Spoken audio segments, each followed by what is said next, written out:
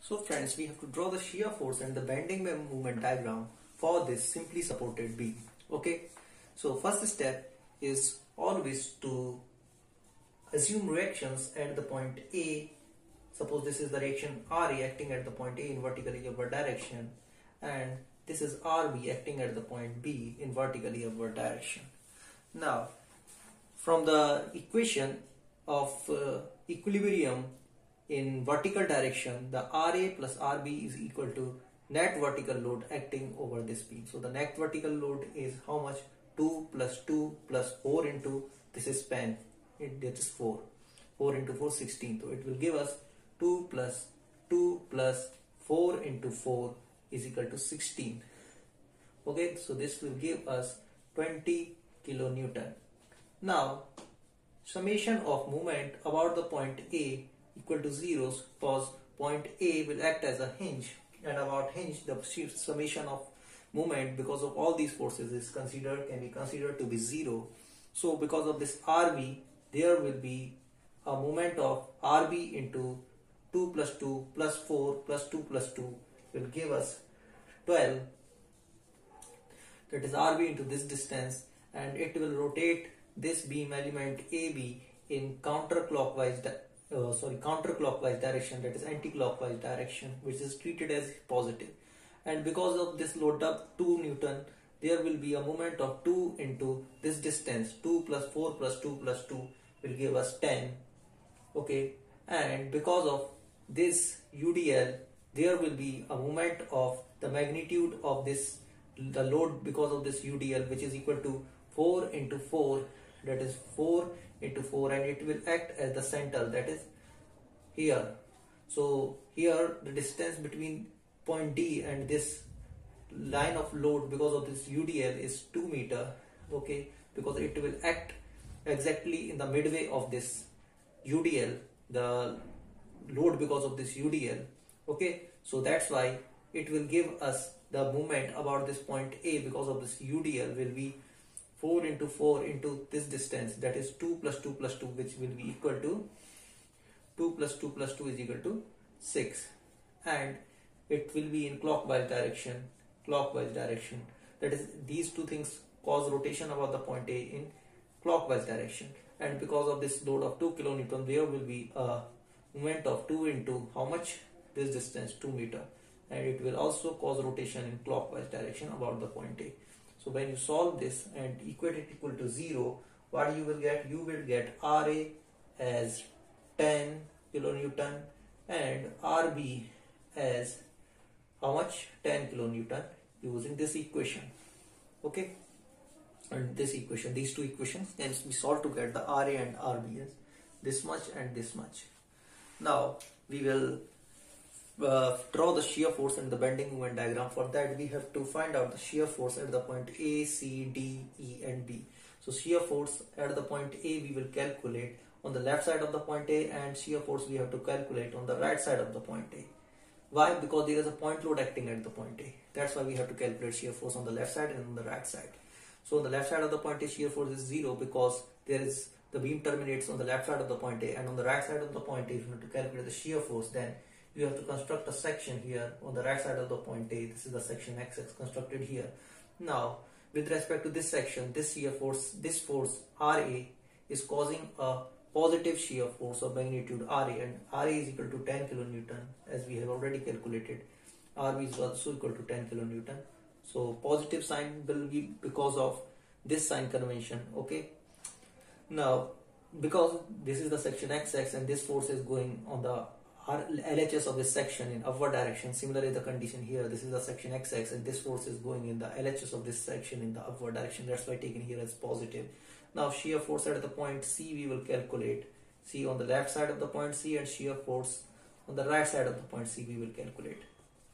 Okay, so shear force on the left side of the point C we will calculate. For that, constructing a section here on the left side of the point C.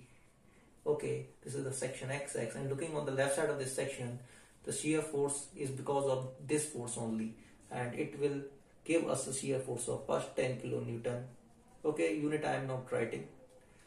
Okay, here. So you should understand that these shear force are coming in kilonewtons.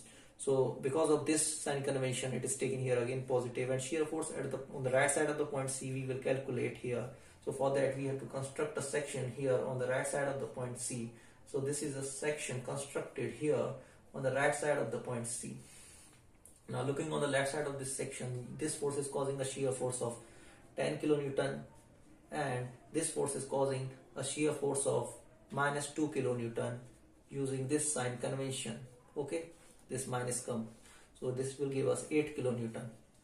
Okay, these are also coming in kilonewton. Okay, kilonewton. Now shear force at the point D we will calculate only shear force only. We will calculate shear force at the point D directly because there is no point load acting at the point D. That's why shear force will not change suddenly when going from left side of the point D to the right side of the point D. So we will calculate directly shear force here. Okay, this is the section XX. Now looking on the left side of this section, this force is contributing toward a plus 10 kilonewton shear force, and this force is contributing toward a minus 2 kilonewton shear force about this section XX using this sign convention and this sign convention respectively. So it will give us again 8 kilonewton. Now shear force we will calculate at the point E. Okay, now constructing a section at the point E. Here this is the section which is being constructed at the point E. Now looking on the right side of this section, this force is causing a positive shear force and this force is causing a negative shear force using this kind of sign convention. So because of this there will be a shear force of plus 2 kilonewton, and because of this there will be a force of minus 10 kilonewton. Okay, so it will again give us minus 8 kilonewton, and shear force at the point F, on the left side of the point F we will calculate, and on the right side of the point F we will calculate. Why? Because there is a point load is acting at the point F. That's why we have to calculate on the left side and on the right side of the point F the shear force. So the left side of the point F we want to calculate, then construct a section on the left side of the point F like this, and look on the right side of this section XX. On the right side of this section XX you can see that this force is causing a shear force of magnitude minus 10 kilonewton.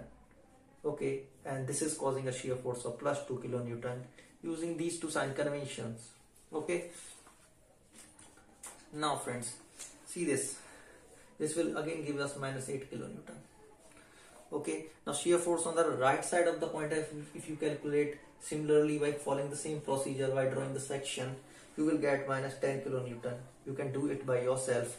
And shear force at the point B, if you calculate on the left side on the right and on the right side of the point B by constructing a section on the left side and on the right side of the point B, then you can find that if you construct a section here on the left side of the point B, okay, then this force is causing a negative shear force by using this sign convention of magnitude RB, which will give us minus 10 kilonewton.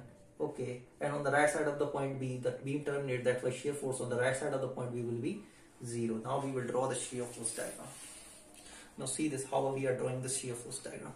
So this is the, so you have to draw a line like this here. Okay, this is the line drawn here. Now project these point over this line, the point A, the point C, the point D you have to project, and the point E you have to project here, and the point F you have to project here, and point B you have to project here. So this is the point A, this is the point C, this is the D, this is the E, this is the F, and this is the B. Now friends, shear force on the left side of the point A is 0, so mark across here at the point A, and shear force on the right side of the point A is 10 kilonewton. So plus things lie above this line, so plus 10 kilonewton, mark here point of 10 kilonewton, and shear force on the left side of the point C is 10 kilonewton, so plus 10 kilonewton will lie above the point C here. This is 10 kilonewton again, and shear force on the right side of the point C is 8 kilonewton. So on the right side of the point C, it is going to 8 kilonewton, so it is decreasing to 8 kilonewton here on the right side of the point C, and shear force at the point D is 8 kilonewton, so it is again lying in the same level, 8 kilonewton, and shear force at the point E is minus 8 kilonewton, so minus 8 kilonewton suppose lies here below this line, below the point E, and shear force at the on the left side of the point F is minus 8 kilonewton will lie here in the same line. Shear force on the right side of the point F is minus 10 kilonewton, so it is again going down in 10 kilonewton below the point F, and shear force on the left side of the point B is 10 kilonewton. Minus 10 kilonewton will lie in the same level, and shear force on the right side of the point B is 0. So making cross here, joining first point with the second with a vertical line because there is a point load acting at the point A. Joining second point with the third point because 10 kilonewton lie in the same level. Okay, 10 kilonewton here with a horizontal line because there is no loading acting between the point A and C. And joining it with a vertical line, third point with the fourth point because there is a point load acting at the point C. And joining third with the fourth with the fifth because there is no load acting between the point C and D, that's why horizontal line. And joining this point with the this point. Okay, these are joined with the inclined line because there is UDL between the point D and E. And joining again this point with this point with the horizontal line, this with the vertical line, and this is the horizontal line, and you can obtain the shear force diagram like this. Now friends, see this. This is the positive area portion above this line, and this is the negative portion above this line. Now friends, we have to find out the point at which the shear force is becoming 0. So shear force is becoming 0 at this point. So suppose the shear force is becoming 0 at this point. Now this is the distance y. Suppose this is for this, consider this triangle and this triangle. For this triangle, suppose this is the length y1, and this is the length x1, and suppose this is the point K. Okay, here where the shear force is becoming 0. And for this triangle, okay, I am erasing E and making it visible above. Now for this triangle, suppose this is the distance y2. Okay, like here it was for y1 for this, and this is x2. Now these two triangles are similar triangles. Now we know that y1, if these two triangles are similar triangle, this triangle and this triangle, that is this triangle and this triangle, then we know that y1 by x1 will be equal to y2 by x2. Okay, so y1 is how much? Y1 is 8 kilonewton, and x1 is how much? We know that x1 plus x2, this x1 plus x2 is equal to DE, okay, DE, and DE is equal to 4 meter. So x1 is equal to 4 minus x2. Okay, now when you put this value of x1 here, that is 4 minus x2, and y2 is again equal to 8 kilonewton, that is 8 here, writing 8 here, and x2 is written as it is. When you solve this equation, you will find that the value of x2 is coming out to be 2 meter, and the value of x1 will also come out to be 2 meter using this equation. So the shear force becomes 0 at a distance of 2 meter from this point E, and 2 meter from this point D. Okay, so the shear force becomes 0 at a distance of how much? 2 plus 2 plus 2, that is 6 meter from the point B. Okay, so shear force is becoming 0 at a distance of this 6 meter from the point B. Okay, now we will draw the bending moment diagram. For that we have to calculate the bending moment at the various points.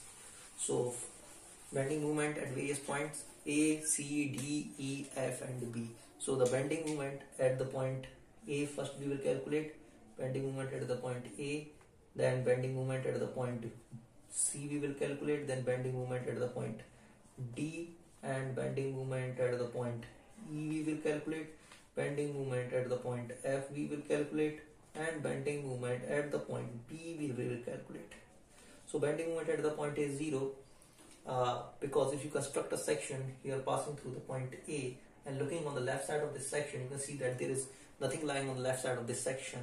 So the bending moment at the point is 0, and bending moment at the point C can be found out by constructing a section passing through the point C. This is the section constructed here passing through the point C. Now this force is contributing toward a bending moment which is sagging in nature, having magnitude that is 10, that is the magnitude of this force, into this is 10 equal to 2, and it's sagging in nature, that's why treated as positive. Okay, and it will give us 20 kilonewton meter. And bending moment at the point D can be found out by constructing again a section passing through the point D Suppose this is the section constructed here passing through the point D.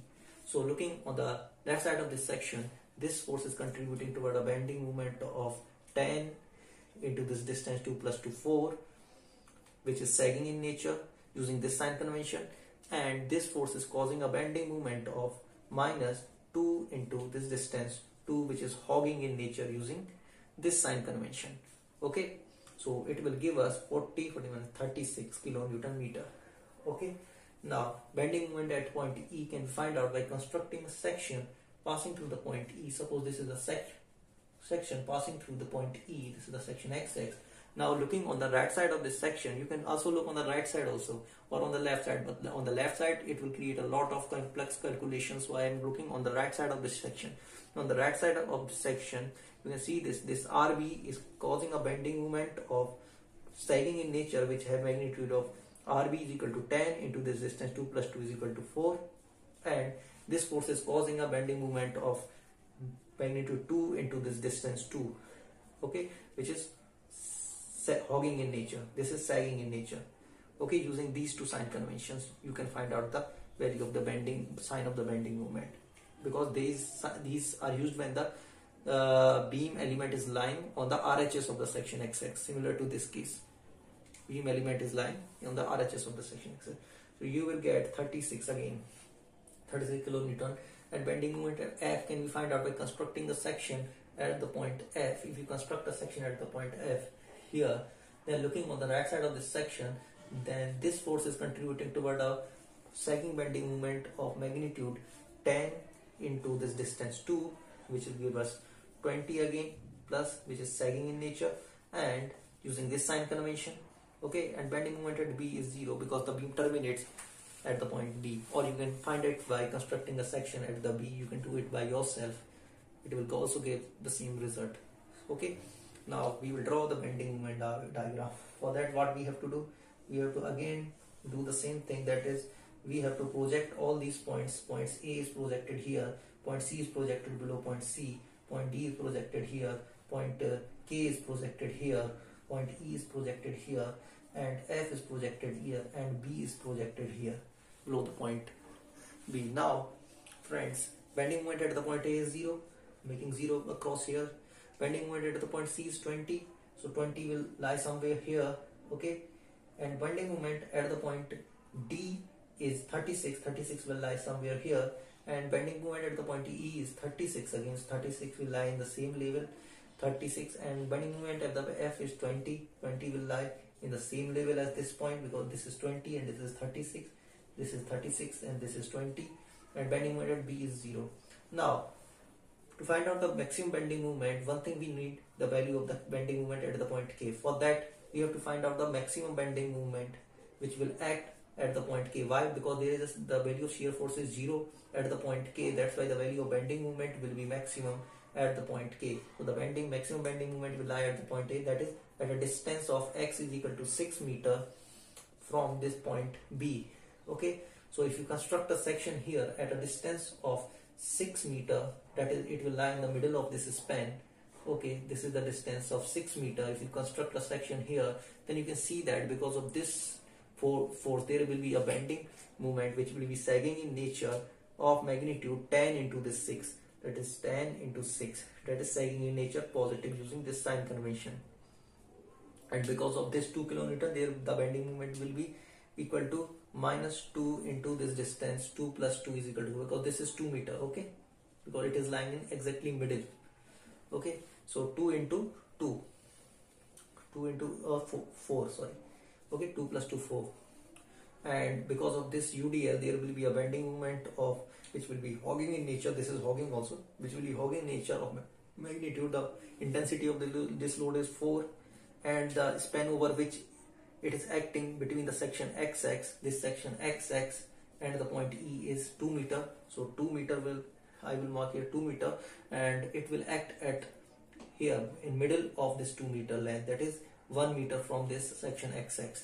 So multiplying it with 1, and it will be hogging in nature using this sign convention. So you can find that the maximum value of bending moment is coming out to be 10, it is 60 minus 4 4 to the 8 and 4 to the 8, that is 44 kilonewton meter. So for it will, the 44 will lie here, 44 will the maximum bending moment. So joining first point with the second with the parabolic curve, with a straight line, because the shear force diagram is a horizontal line between these two points A and C. Again joining these 2 points with a straight line, because between C and D shear force diagram is a horizontal line, that's why it will be an inclined line in shear force bending moment diagram.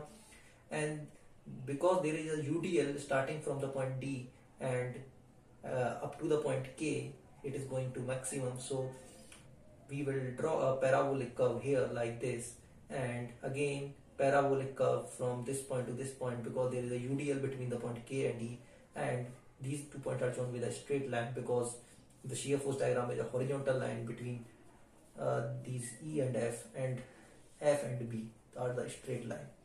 So this is the bending moment diagram.